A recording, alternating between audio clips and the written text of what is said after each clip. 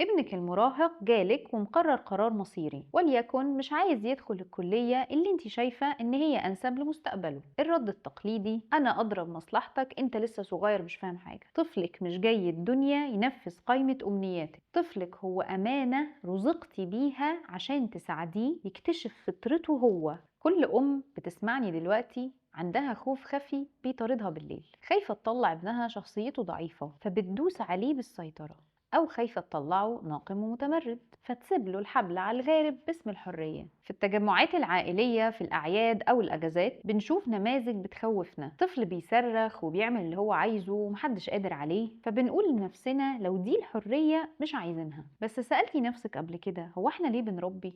هل بنربي عشان يطلعوا نسخة كربونية من أحلامنا اللي محققناهاش، ولا بنربي عشان يطلعوا أحرار؟ النهاردة هقولك ليه أغلبنا فاهم الحرية غلط، وإزاي تطلعي طفل حر ومتزن في نفس الوقت من غير ما تفقدوا الأمان. عشان نخرج من دوامة سيطرة ولا فوضى محتاجين نستخدم تكنيك أنا بسميه برواز الحرية الآمنة. البرواز ده مش مجرد كلمة، ده نظام هندسي لنفسية طفلك. تخيلي لوحة فاضية تماما ملهاش حدود، الرسام هيتوه فيها، لكن لو انا عطيته برواز وقلت له ارسم اللي يعجبك جوه المساحه دي هيبدع. برواز الحريه الامنه هو اللي بيخلي الطفل يحس انه قوي ومخير بس في نفس الوقت محمي بوجودك. تعالي نطبق الاداه دي عمليا. ابنك المراهق جالك ومقرر قرار مصيري، وليكن مش عايز يدخل الكليه اللي انت شايفه ان هي انسب لمستقبله. الرد التقليدي: انا اضرب مصلحتك، انت لسه صغير مش فاهم حاجه. هنا انت كسرتي البرواز. لما نيجي نطبق برواز الحريه،